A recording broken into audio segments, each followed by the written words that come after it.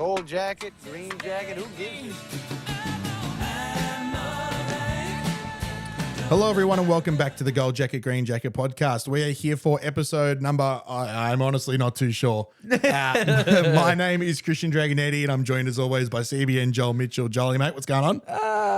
Back at it again. Back at it again. So the reason why I don't know what episode number this is because We're not sure which week it goes out on. correct. So this is one of our pre-recorded episodes that we are doing in preparation for me going away. We spoke about it in episode number 106, which is the episode we recorded just before this one. Yeah. So, as it currently stands, I am away. I'm probably in Italy by this stage. So very much looking forward to that. But for today, ladies and gentlemen, we thought of what are the best ways that we could possibly provide you guys with some content while we're away that is sort of not interrupting our general schedule. No. And the best way to go about that is to have an individual topic for each week and sort of keep it to that. Yeah. So unfortunately, during this period for the next few weeks, you're not likely going to hear much about recent rounds because there aren't any, right? And you might not hear too many questions from the second cut. No. Right? There we go. We're focusing very solely on the topic at hand, and that'll be about it. Yeah. Something's better than nothing. Correct. Right? So for this week, this is the one thing I've wanted to do the entire time we've done this podcast. Yeah. And that is to come up with a top 10 best players of our time. Yeah. Not of all time, No. but of our time. Yeah. You could call it all time, whatever you want. Yeah. However, we've set some pretty standard rules Mm-hmm. for this. Joel and I have each come up with our own list. Yeah. It's top 10 viewed players that we've seen, whether it's in person or on TV. It's our top 10. Yeah. It doesn't make much sense to include players that were from previous generations that we may not have seen. Yeah. It also doesn't pay to have too many players in there that we don't have too much experience with. Mm-hmm. Now, it needs to be said, this list is our opinion.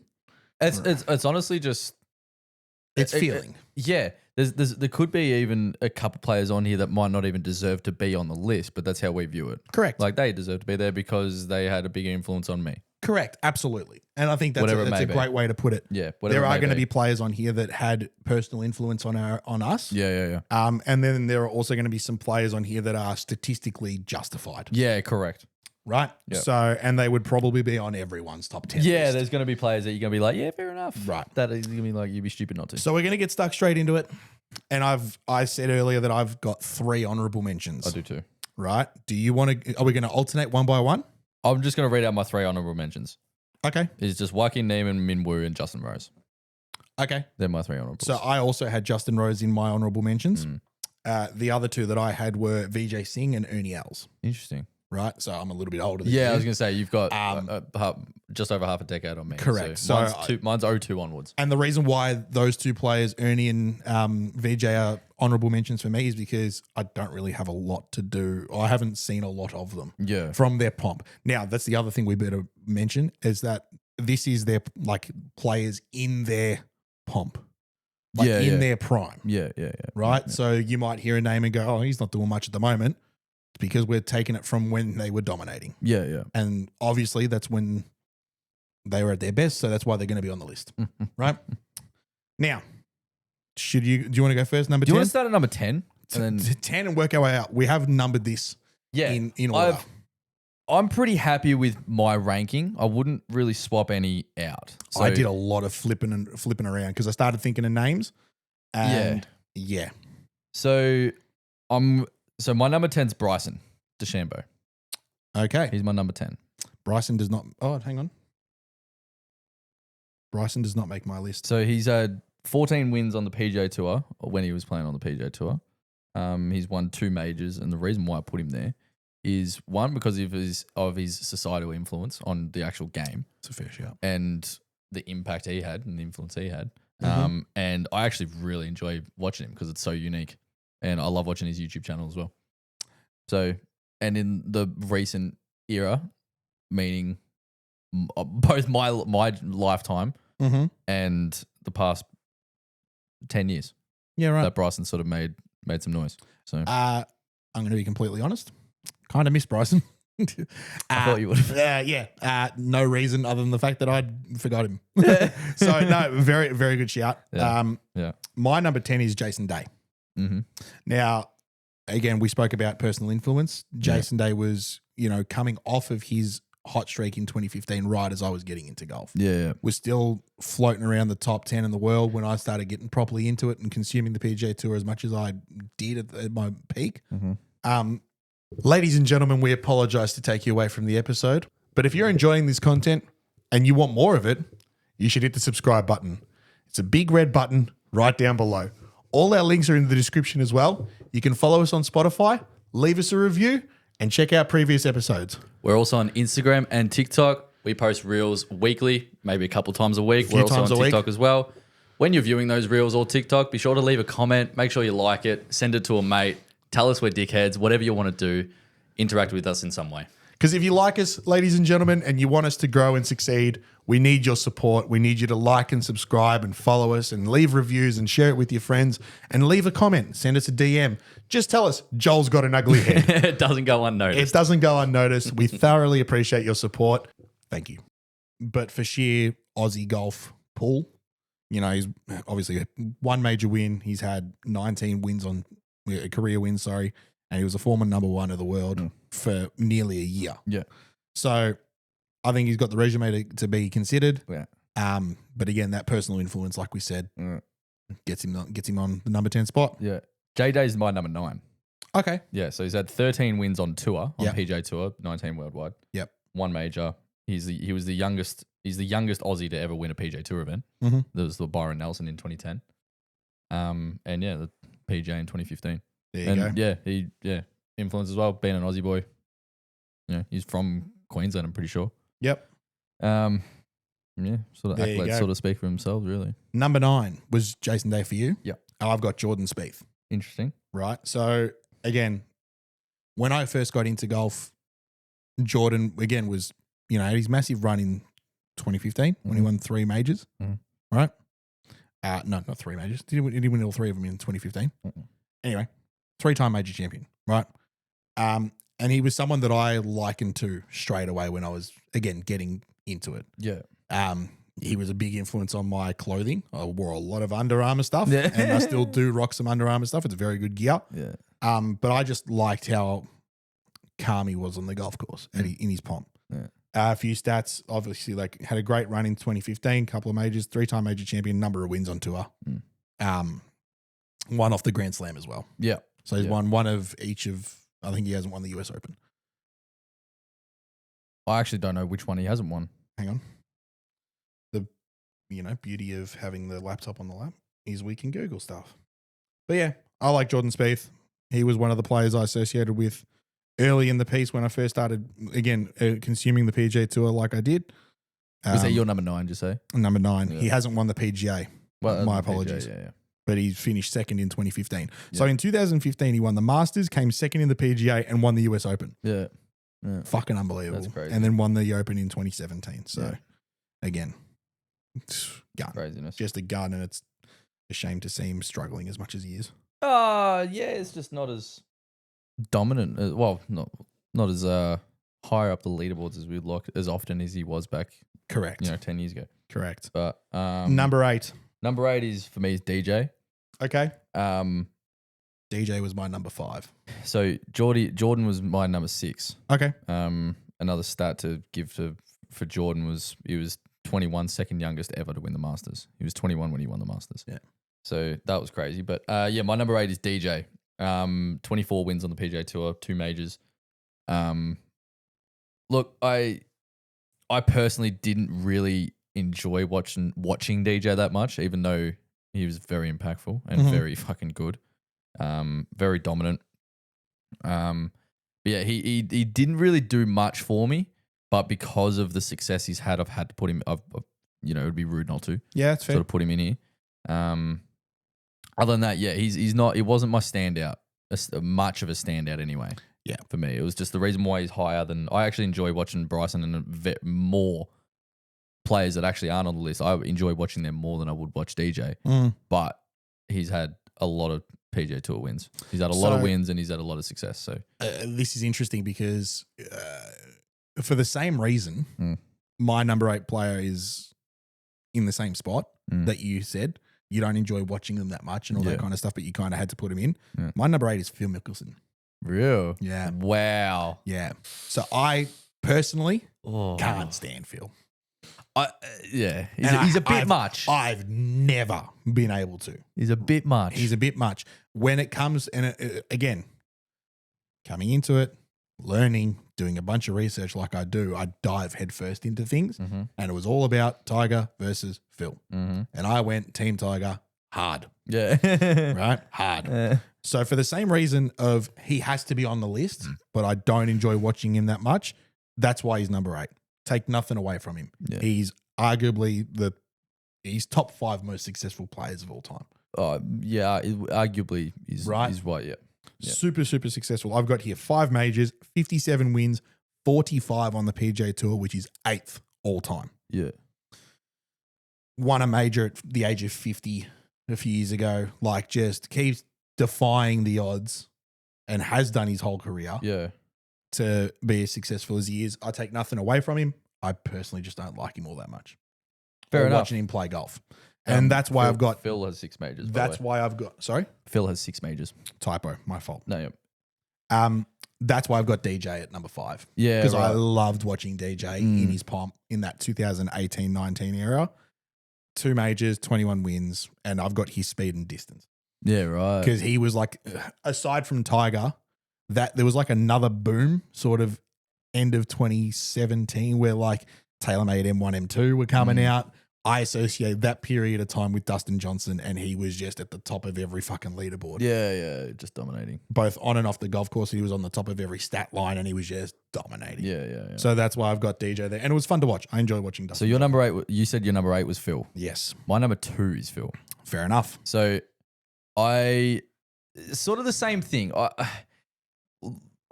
So Phil is right into the YouTube stuff as well now. Mhm. Like he's sort of getting into it, and I find it very, very hard to watch him. So he talks too much, there's a little bit much for me as well, right? But on the golf course, I loved watching him play. I loved the short game. I loved the hands. I loved the putting. It was Absolutely. awesome. Right. So yeah, 45 to PGA Tour wins, 6 majors, greatest to never be number 1. Agreed. He's greatest of all time to never be number 1 in the world. Yeah. I think a lot of people can agree with that. And this is what I found very interesting when doing some research today at work was how little time people spent at number 1 in the world Yeah.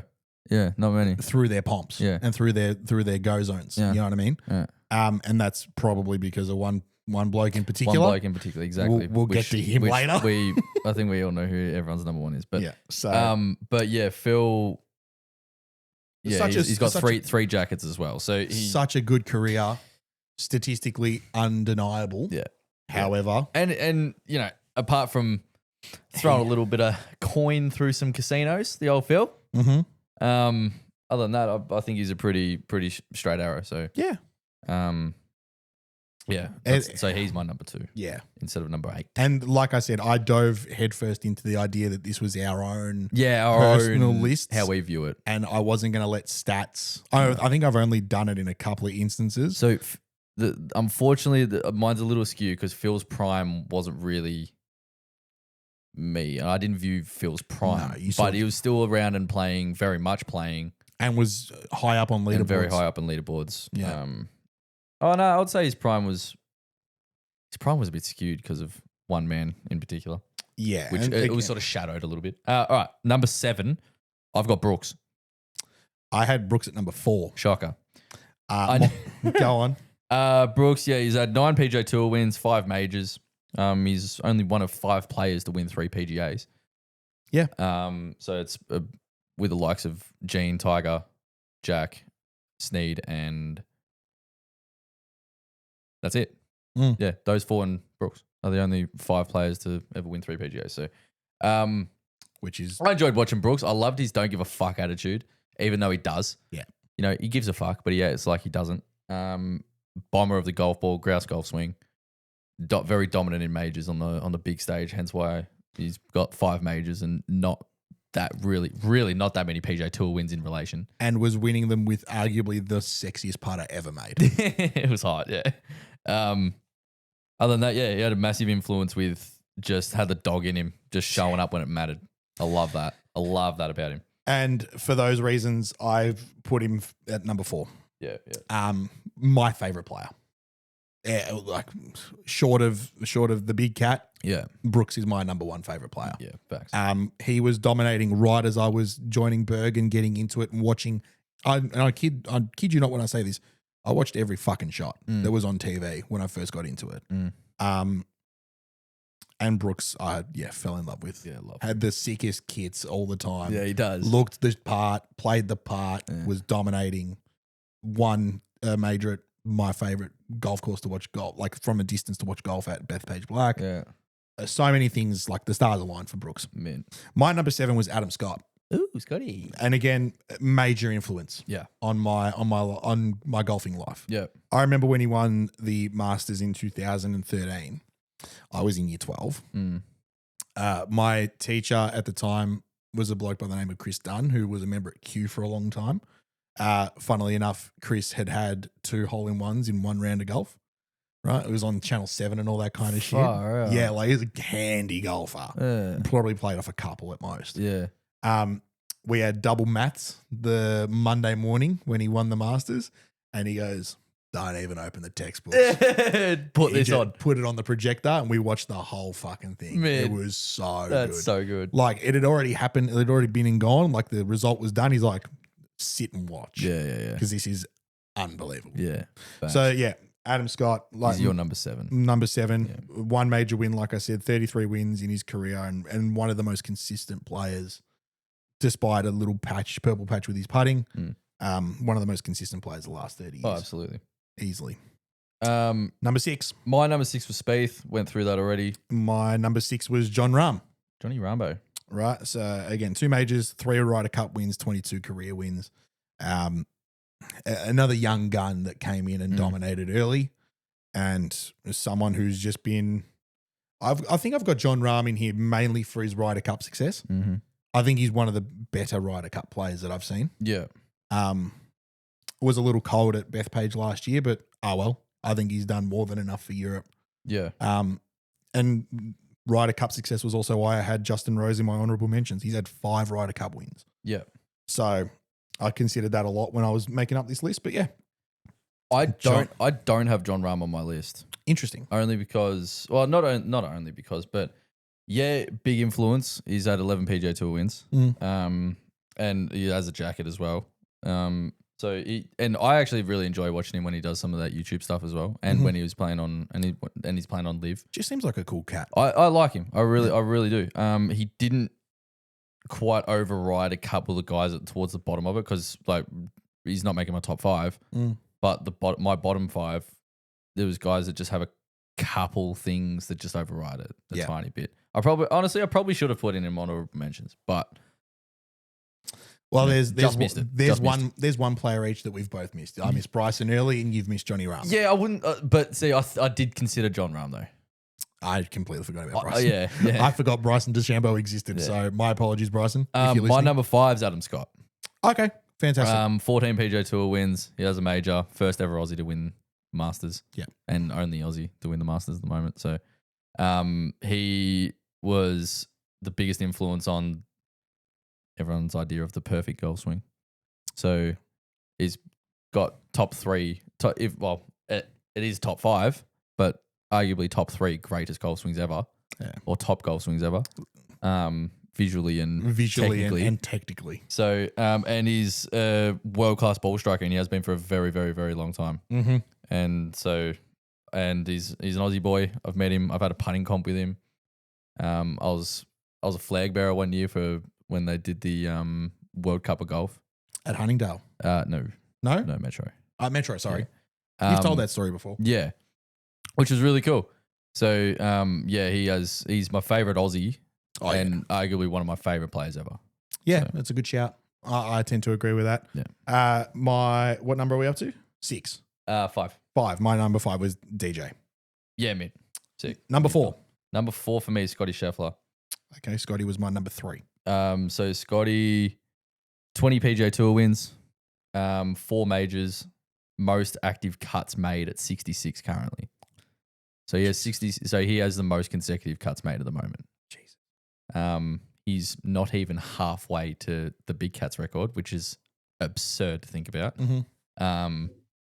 But Scotty's doing some things at the moment. He's going on a generational run, and he's not only made some noise, but he's another fucked stat that I heard about is Rory McIlroy and like the number 300 in the world points wise are closer than Rory and Scotty.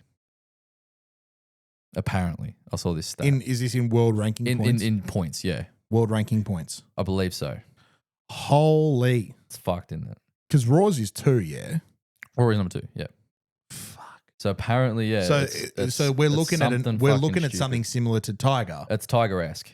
And it's funny we say that because I've got here, like I was very brief in my stats. Yeah. And my reasoning behind each player. So Scotty Scheffler was my number 3. 25 career wins, 4 majors, and then the next thing I've written is the best we've seen since Tiger. Yeah. Yeah. I believe he is. I tend to agree. I believe he is. I think that when we make the joke all the time in our regular episodes that, Scotty Scheffler shot 23 under par and came 4th. must have had a shit week. Yeah, must have had an ordinary week. Right, because we genuinely expect him to win. Yeah. Right? I think he's definitely trending. He's got the character. He's got the personality to be that person. He's quiet enough. I think that's a big thing in golf. You need to be quiet enough to dominate for as long as people like Tiger have. Tiger had his issues. Yeah. Let's not beat around the bush. We'll get to him shortly. Yeah.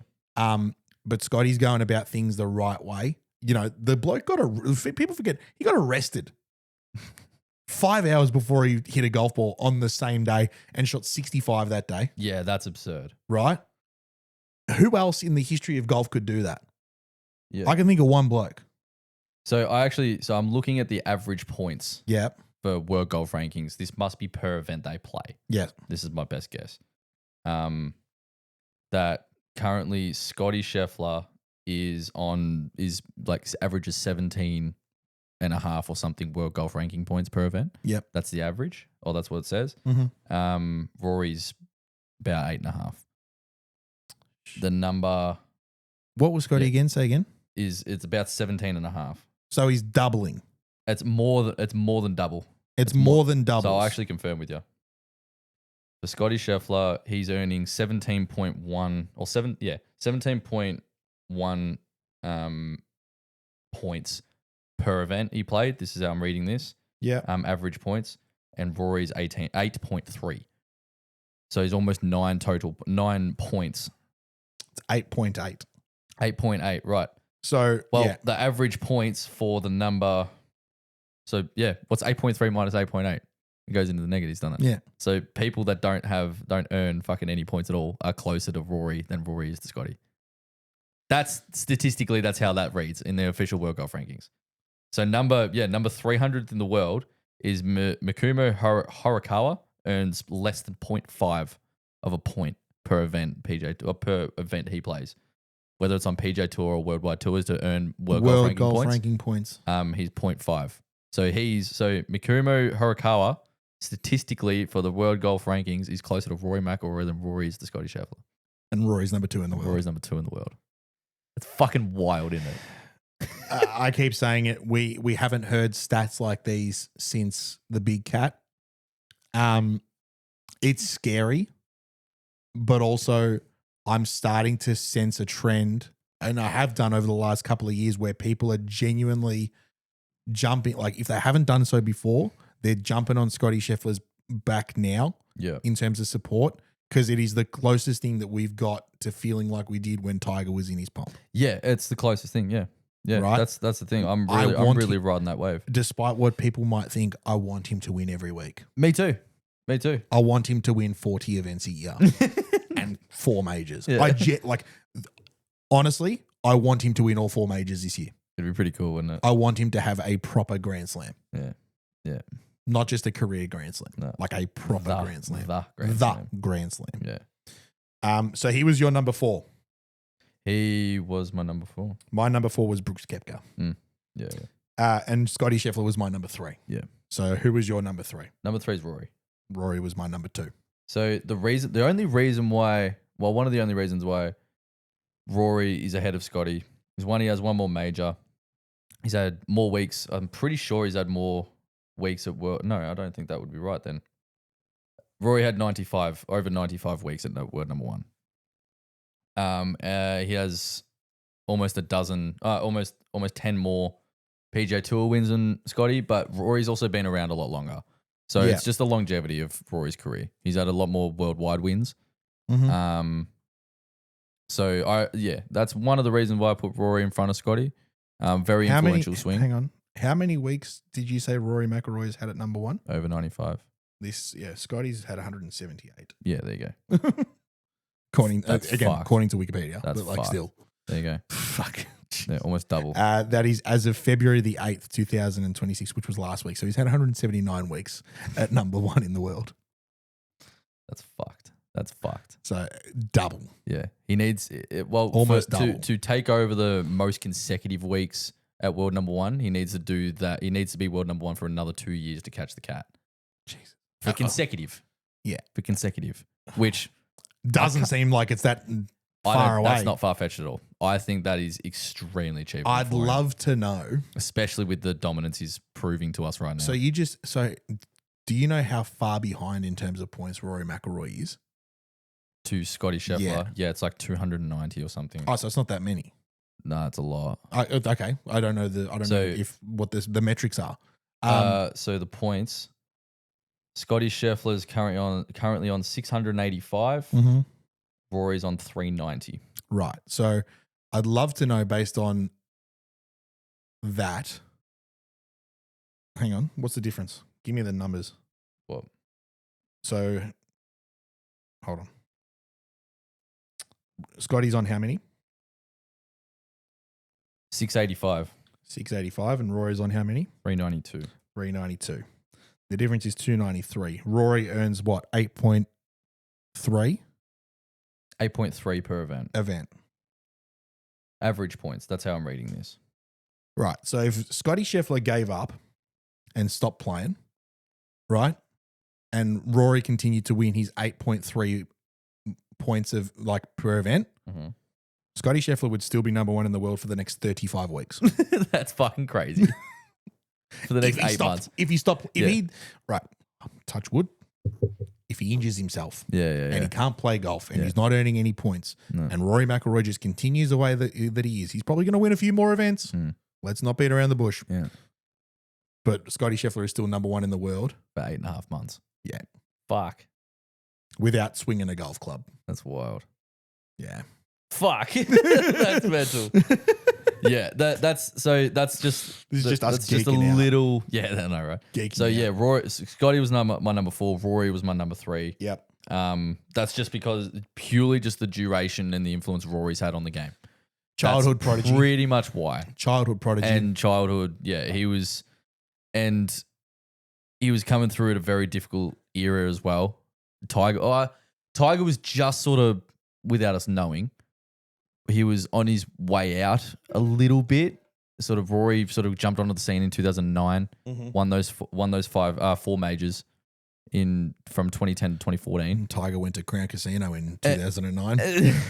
and Tiger had some things go wrong. Yep. in those exact years that Rory was sort of Crown Casino will do that to you. Don't get and still very much competing, but Rory was just sort of popping up and saying hello, sort of thing, and going through a very difficult era of pro golf. So correct. Yeah, he's my number 3. And so like I said, Rory, 5 majors, 29 PGA Tour wins, Grand Slam champion, obviously. Yeah. Oh, Grand Slam winner, of course. Right.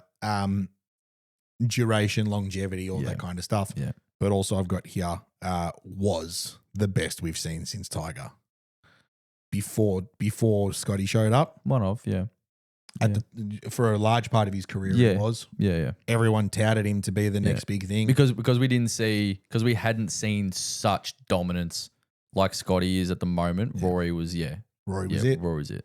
They literally like 2 players really have been on the front cover of Golf video games. Yeah, yeah. Rory's one of them, Rory and and Tiger's the Tiger. other. Rory and Tiger, yeah. So, Yeah, correct. 100%. he had the keys to the kingdom, Yeah, and exactly. he just didn't do much with it. Yeah. Based on what I think he should have accomplished. Mm.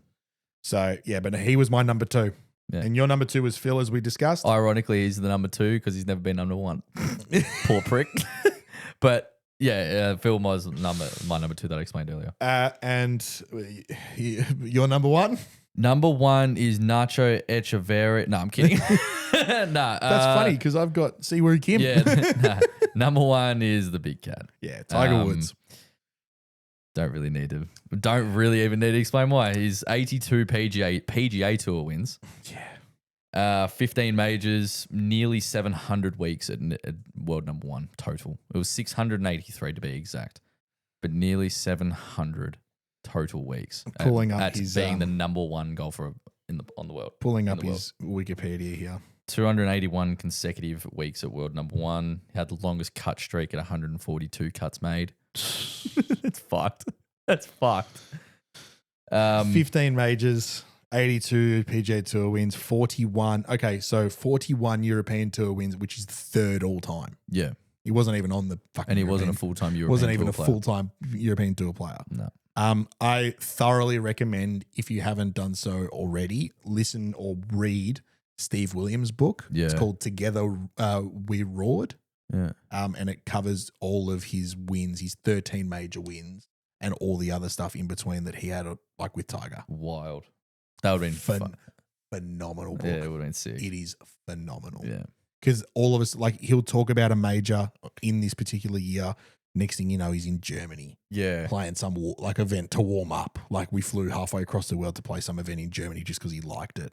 And he won by 17 shots. It's like, what the fuck, dude? Like, bananas. So yeah, together we roared. Yeah. By Steve Williams. You'll find it on Spotify. Yeah. It's an audiobook there. Listen to that. I think it's safe to say, like, even though there's the run a few players have gone on, so your Rory in early 2010s, real early 2010s, what Scotty's doing at the moment is like what Scotty's doing at the moment he has to do for another decade. No, not quite, but has to do for a very, very long time to catch the Cats record. So okay, to say the least, Tiger is the greatest of all time, for one. Agreed. And will go down as the greatest to ever do it unless we see his records broken by fucking whoever. Who is ever going to chase down those records? I don't think they're going to be beaten anytime soon. Yeah. Probably not in our lifetime. Maybe, who knows? But definitely one of a kind. Yeah. So Definitely one of a kind. I'm going to rattle off some numbers. Who's here. your Mount Rushmore off the top of your head? All time ever. Just ever. Regardless scene or not. Doesn't matter. So my Mount Rushmore. Yeah. Tiger, Jack. I can put 3 on there and leave the 4th one free for Scotty.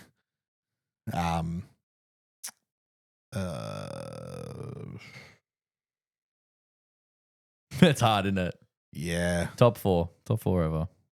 Because I like going. I've watched so many clips and docos and final round replays of so many great events and tournaments over the years. So like players like Tom Watson come to mind. Seve. Yeah.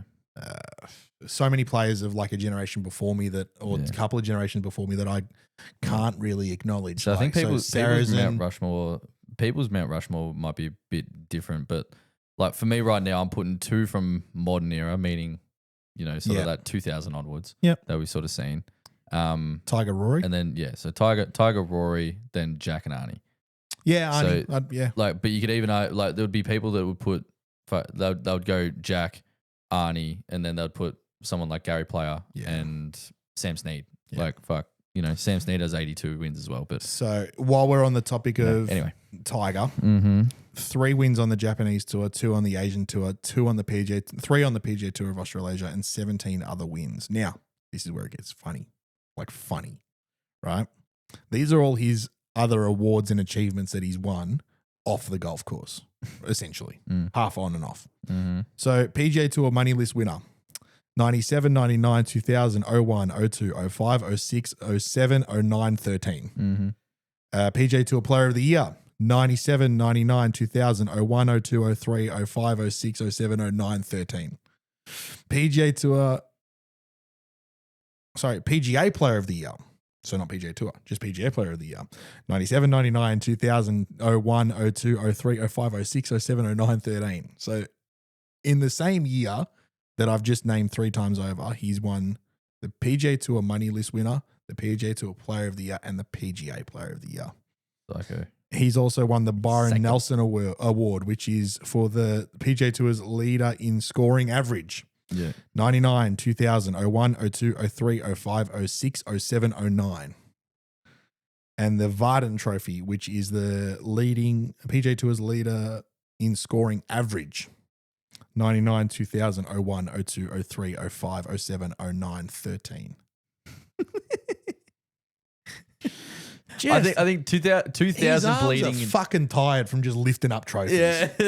From 1997 to 2013. That's what his 12 houses are for. Yeah.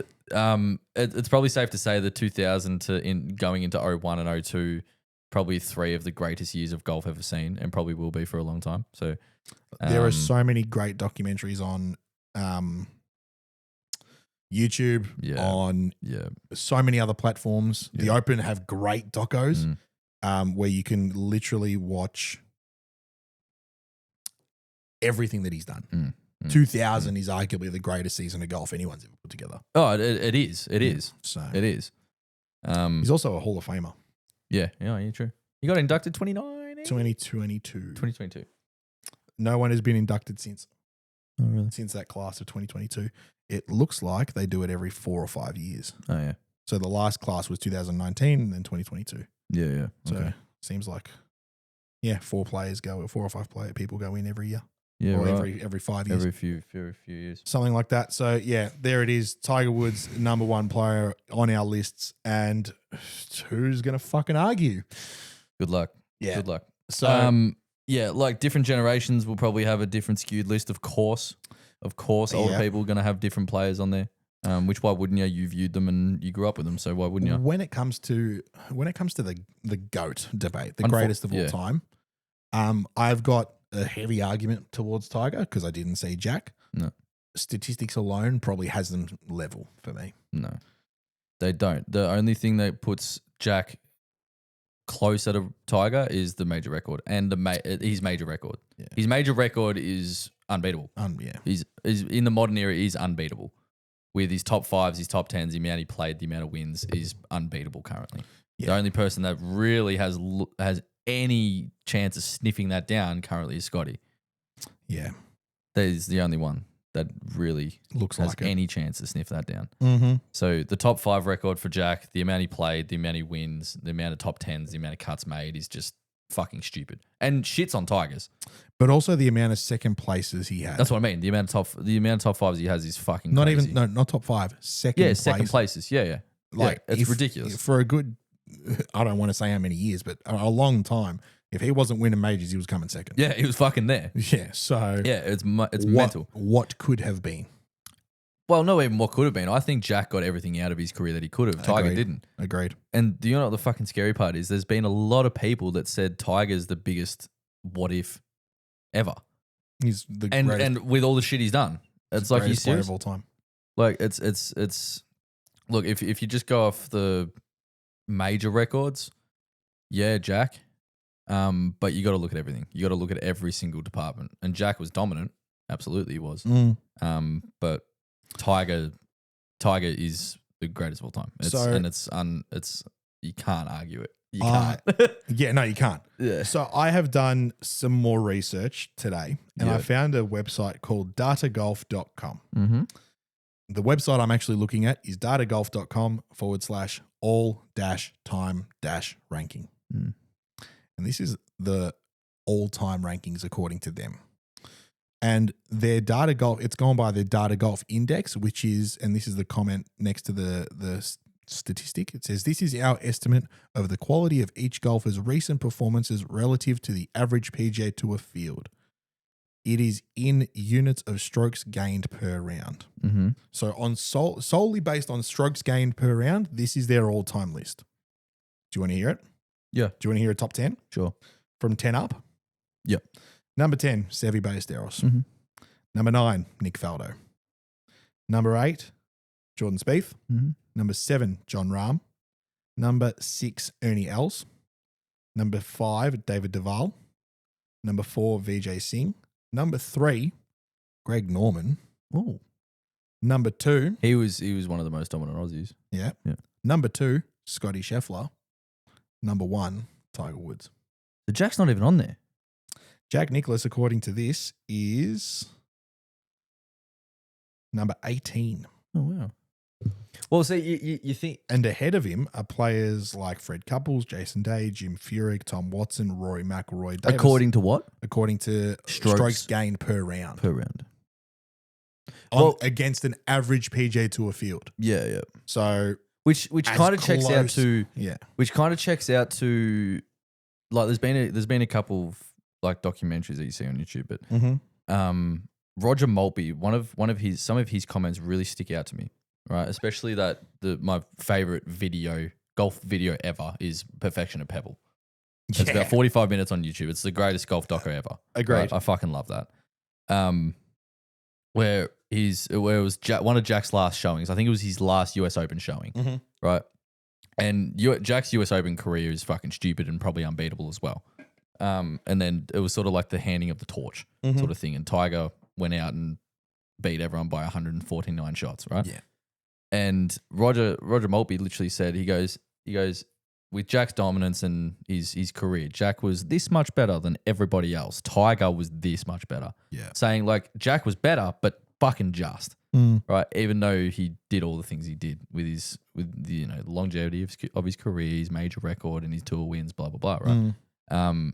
But that kind of complements that list there, and I know I'm not going to say that's a rough list. That's probably calculated, and that's what it spat out per round.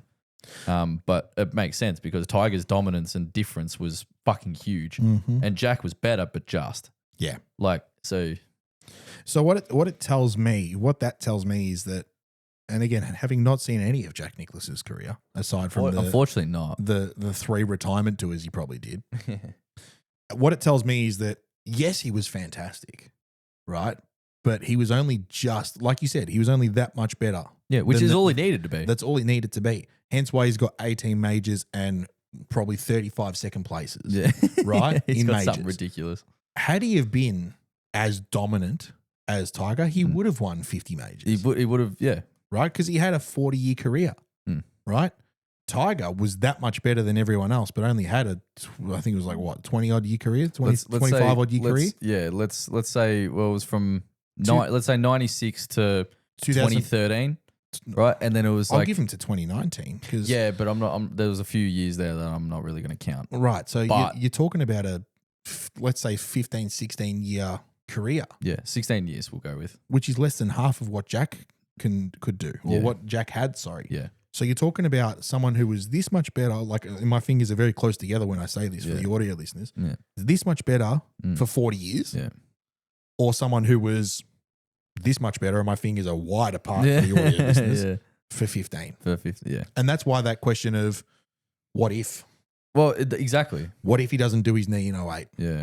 What if he doesn't go to Hank Haney after he wins the US Open in 08 and beats Rocco Mediate in a playoff, which is also another great documentary. Yeah, it's sick. Right? Tiger v. Rocco, YouTube. Yeah. Right? What happens if he doesn't go to Crown Casino in 2009 or whatever year it was? What if he doesn't have 16 fucking back surgeries? Like 16 back surgeries. What happens if he doesn't have public incident after public incident after public incident? Yeah. What happens if he just lives at home, goes and sees Butch Harmon, plays golf on the weekends, right? And like, it's well documented the effect that his father's passing had on his life. Yeah.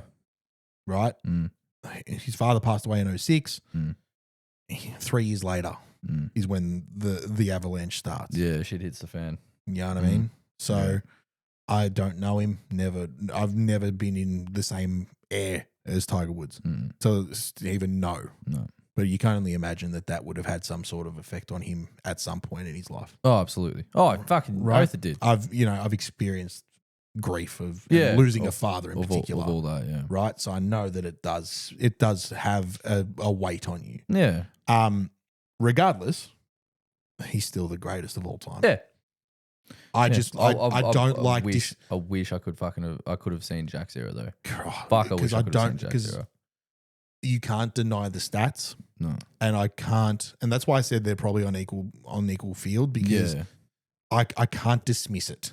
Yeah, It doesn't sit right with me to say, right, well, he was someone that is so much statistically better, which based on wins and averages and placings and stuff, Jack is. He just is, right? But the guy who's second in all those stats is actually better because I saw him. Like, it's just, it's so hard to dismiss and just go, nah, fuck off. You don't know what you're talking about. No, correct. So you could even just put them in a completely different department. And they are, because they never played against each other. They're never in the same era. And the game of golf changed the most. A lot. The game of golf changed the most it ever did between their generations. Yeah. Right? Yeah. It changed the most it ever did while Tiger was playing. Yeah. Jack from the 60s From through 96. to the 80s that was Jack's era, and Tiger got going mid 90s. Yeah. Well, yeah. And the question asked is, well, who would win in what fields?